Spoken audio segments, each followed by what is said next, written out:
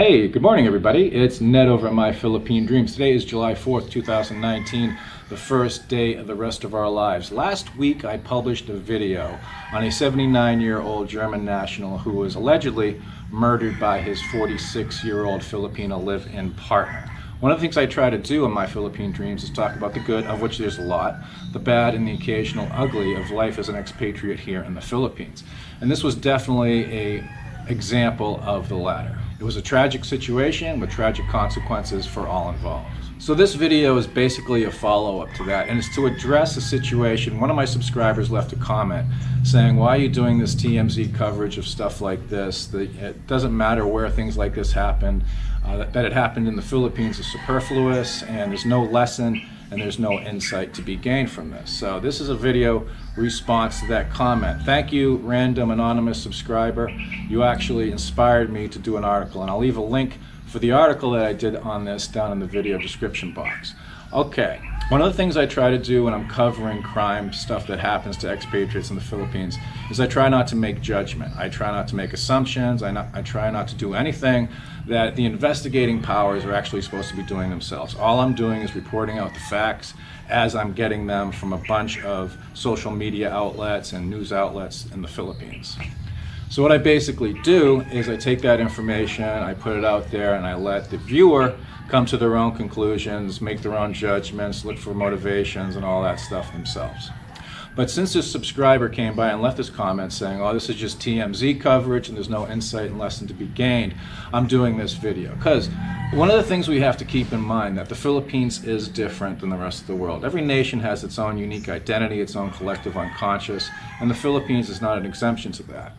I've covered some of these topics before in the past, and basically I believe, in my humble opinion, there are three pillars to Filipino cultural psychology.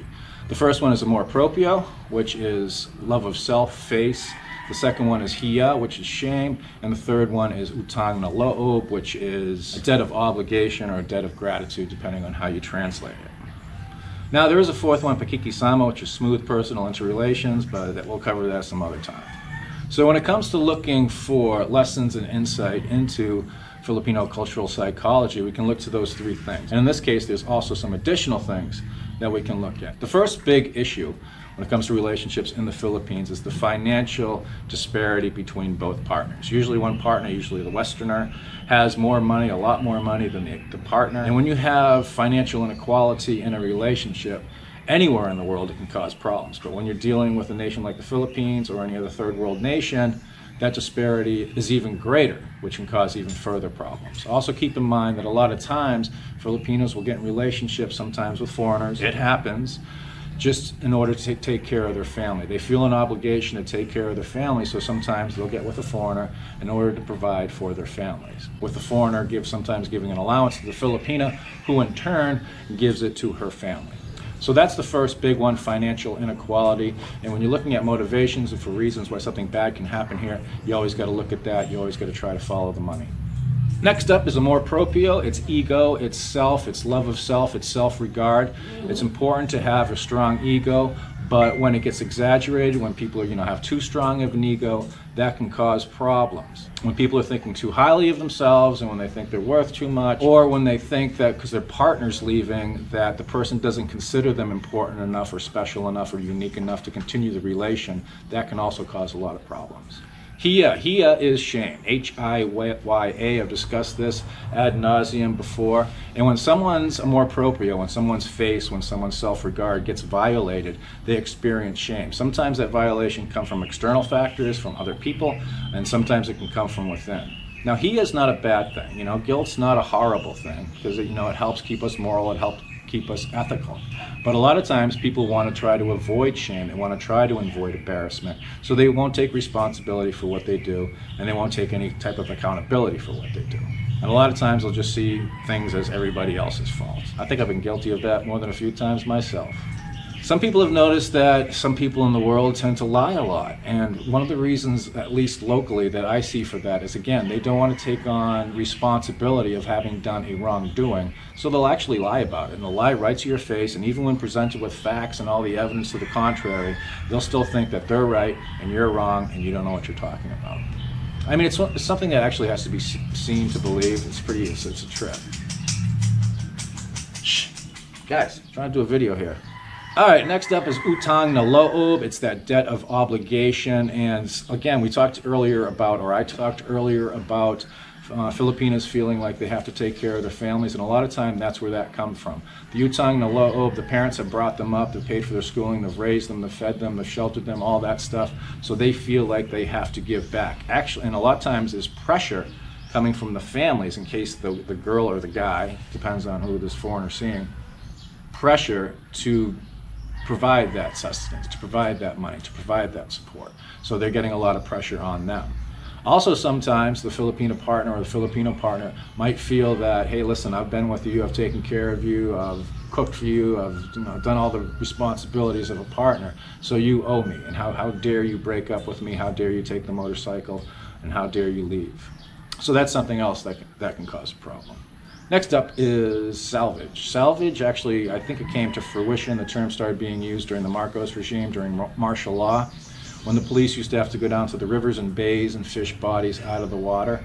There's actually a Spanish term for it, SALVAGE. SALVAGE means to like do somebody else harm, and this is also where salvage might come from. SALVAGE basically means to do somebody deliberate harm, to go out of your way and do somebody wrong. And that's actually a word now that's been incorporated into Filipino language, and they call it SALBAHE. So you got salvage, you got SALVAGE, and you got SALBAHE. So it's still a part of the culture, is, you know, doing somebody deliberately wrong for some reason.